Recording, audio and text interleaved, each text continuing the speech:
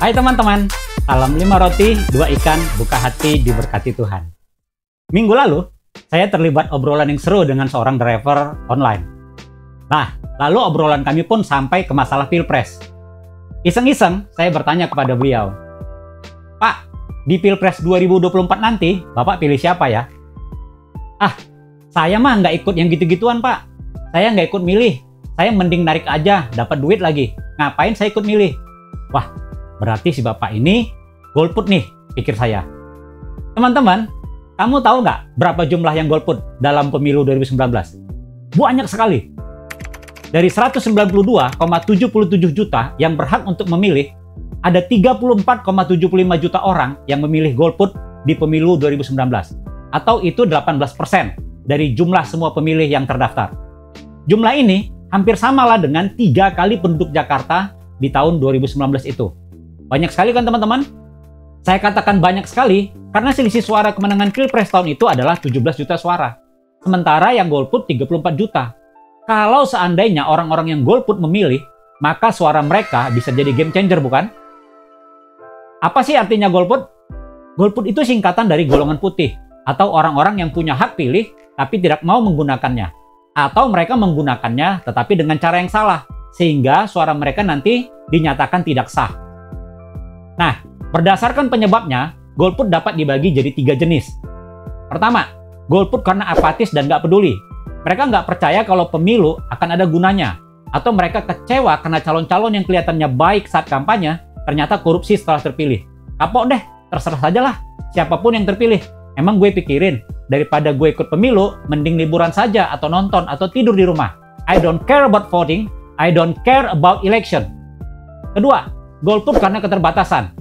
Ada pemilih yang nggak bisa datang ke tempat pemilihan karena sakit, sedang di luar kota, dan lain sebagainya.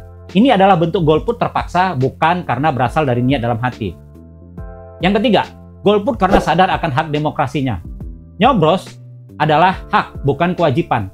Jadi bagi mereka, golput adalah hak saya. Golput adalah bagian dari demokrasi.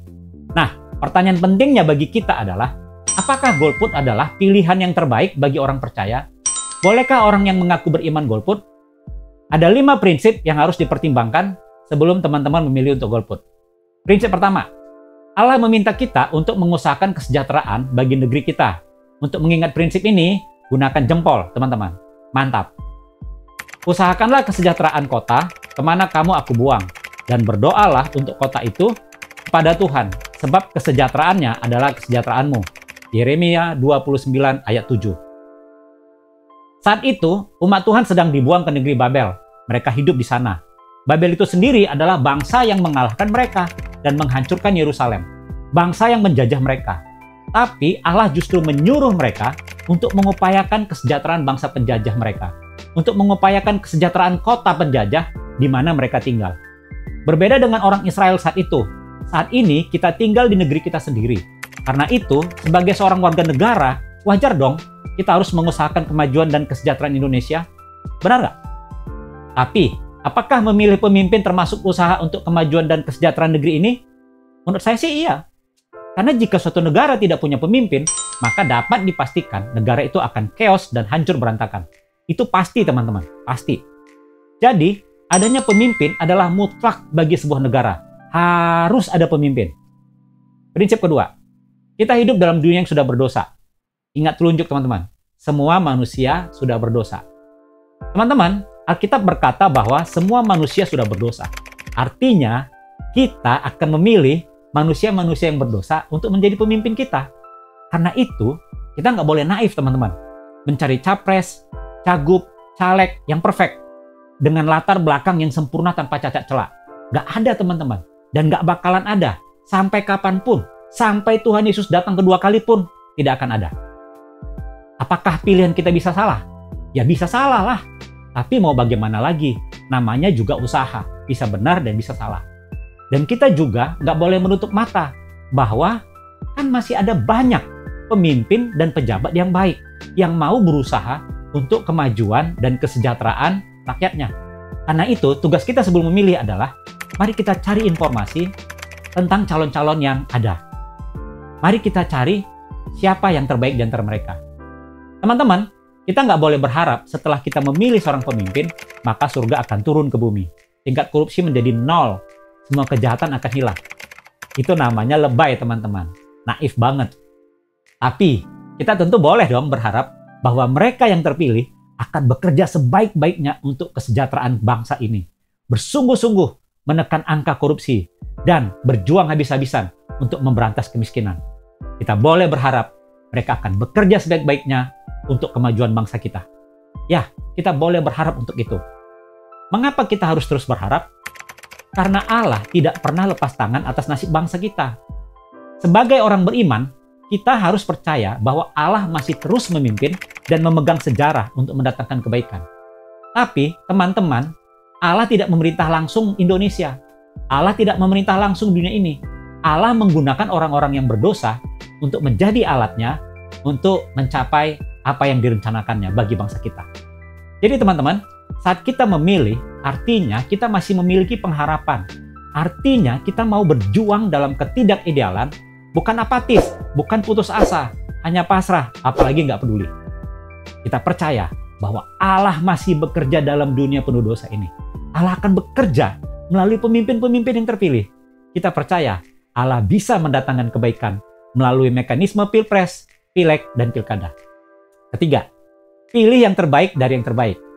Ingat jari tengah kita, teman-teman. Jari yang paling tinggi. Idealnya, kita tentu akan memilih calon yang terbaik dari yang baik. Tapi kadang-kadang situasinya berbeda. Misal, ada 3 calon ketua kelas, dan kamu tidak percaya kalau ketiga-tiganya bisa jadi ketua kelas yang baik. Tapi kamu sadar juga nih, kalau tidak ada ketua kelas, maka kelas kamu akan berantakan. Calon pertama, sering bohong. 2 dari 10 perkataannya bohong. Calon kedua, suka bohong. 5 dari 10 perkataannya itu bohong. Calon ketiga, benar-benar pembohong. Semua perkataannya pasti bohong. Nah, sekarang kamu pilih yang mana jadi ketua kelas? Pilih calon yang pertama dong. Paling tidak, dari 10 perkataannya, kita bisa dapat 8 yang benar, bukan? Dalam konteks pemilu juga begitu, teman-teman. Kita berusaha untuk memilih pemimpin yang terbaik. Paling terbaik menurut kita. Tapi kalau untuk mencari yang perfect, kayaknya nggak bakalan ada, dan pasti tidak ada. Semua calon pasti punya dosa-dosa masa lalu. Tapi, bagaimana jika semua calon buruk? Jika sudah begini, maka saya ingat sebuah quote dari seorang filsuf Indonesia bernama Frans Magnisuseno. Beliau mengatakan, pemilu bukan untuk memilih yang terbaik, tapi untuk mencegah yang terburuk berkuasa. Benar banget ya? Kalaupun salah satu calon presiden memiliki kekurangan-kekurangan dalam pandangan kamu, paling tidak, kamu harus berusaha dong agar calon lain yang lebih banyak kekurangannya jangan sampai berkuasa. Benar kan?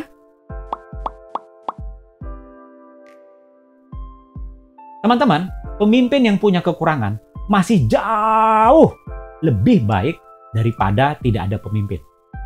Keempat, mengasihi siapapun yang terpilih. Ingat jari manis, teman-teman. Jari yang sering dipasangi cincin tanda cinta. Di setiap pemilu, pasti saja ada black campaign yang tujuannya untuk menjelek-jelekkan pasangan lain. Semua kesalahan-kesalahan, baik yang benar-benar kesalahan atau hanya sekedar salah ngomong pun, diedit untuk menjadi bahan tertawaan. Karena semua pasangan diserang black campaign, kita jadi berpikir bahwa tidak ada satupun calon yang baik, yang layak untuk dipilih. Padahal, kadang-kadang kesalahan-kesalahan itu hanyalah hal remeh-temeh saja, salah bicara atau apapun itu, yang sengaja di-blow up untuk menjadi bahan tertawaan dan hinaan. Bahkan tidak jarang black campaign itu berupa fitnah, atau perkataan-perkataan yang ditarik out of context untuk dijadikan bahan hinaan dan tertawaan. Sekarang, saya mencoba untuk menghindari terlibat dalam black campaign. Mungkin meme-meme atau video-video editan yang lucu-lucu itu akan mondar-mandir di HP saya, di grup-grup medsos saya. Ya, paling-paling saya hanya tertawa saja atau tersenyum saja melihatnya. Tapi saya akan memastikan video itu akan berhenti di saya. Tidak akan saya forward lagi. Saya menetapkan hati untuk terlibat di dalam menjelek-jelekkan orang lain. Karena saya sadar video-video editan itu dibuat dengan motivasi untuk menjelek-jelekkan. Dibuat untuk kepentingan politik praktis, tapi dengan cara-cara yang tidak etis. Saya akan berusaha menghormati dan mengasihi semua calon dan siapapun yang akhirnya terpilih. Teman-teman setuju kan dengan saya? Stop black campaign. Prinsip kelima, suara kalian itu penting. Ingat jari kelingking. Meskipun yang paling kecil, kelingking ini sangat penting bagi kita untuk bisa menggenggam erat sesuatu. Saya pernah bertanya kepada beberapa murid SMA kelas 12. Menurut kalian, suara kalian itu penting nggak? Kan suara kalian cuma satu. Penting nggak itu di dalam pilpres? Teman-teman tahu apa jawaban mereka? Ya, suara kami penting. Wah, saya kaget. Karena jujur, saya mengira mereka akan menjawab tidak penting. Lalu saya bertanya, kok kalian bisa yakin menjawab seperti itu? Kok kalian bisa yakin suara kalian yang satu itu penting di dalam pilpres? Dengar jawaban mereka, teman-teman. Karena ketua OSIS kami terpilih dengan selisih hanya satu suara saja. Satu suara saja selisihnya. Jadi, saat penghitungan suara, kami semua itu tegang. Karena beda suara begitu dekat, kejar-kejaran. Kemenangan ditentukan sampai suara terakhir dihitung. Wah, itu tentu pengalaman yang bagus sekali. Itu tentu pengalaman yang hebat yang mengajarkan kepada mereka betapa pentingnya satu suara. Dalam konteks pemilu yang melibatkan ratusan juta pemilih, memang satu suara kamu, satu suara saya sepertinya tidak ada artinya. Tapi kalau ada 34 juta orang yang berpikiran sama bahwa suara saya yang satu itu tidak penting, maka yang berpikiran seperti itu jadi 34 juta. Dan golput akan jadi 34 juta. Bayangkan saja teman-teman, jika 34 juta orang yang golput di 2019 ikut memilih, mungkin hasil pemilu tidak seperti yang saat ini. Segala sesuatu diperbolehkan, benar, tetapi bukan segala sesuatu berguna. Segala sesuatu diperbolehkan, benar, tetapi bukan segala sesuatu membangun. 1 Korintus 10 ayat 23. Akhirnya teman-teman, golput bukan masalah boleh atau tidak boleh, dosa atau tidak dosa. Tetapi golput itu membangun atau tidak. Apakah dengan golput teman-teman bisa memberikan kontribusi yang positif, kontribusi yang baik, kontribusi yang membangun untuk bangsa ini? Apa sih hal membangun yang bisa diberikan melalui golput? Silakan teman-teman jawab sendiri.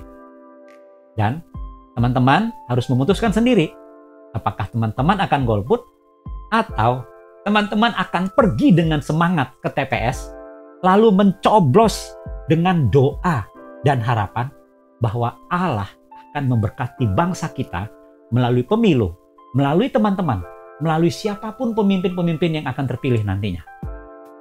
Kiranya pilihan kita, pilihan teman-teman, mendatangkan kebaikan dan kemajuan bagi Indonesia. Amin. Anak-anak sekolah tidak suka bolos. Cakep. Meski capek belajar, semangat tetap jos. Yuk, dengan gembira kita nyoblos. Karena satu suara kita penting, bos. Selamat nyoblos, teman-teman. Salam 5 roti, 2 ikan. Buka hati, diberkati Tuhan. Sampai bertemu lagi. Dari 192,77 juta, menurut kalian, suara kalian itu penting nggak? Kan suara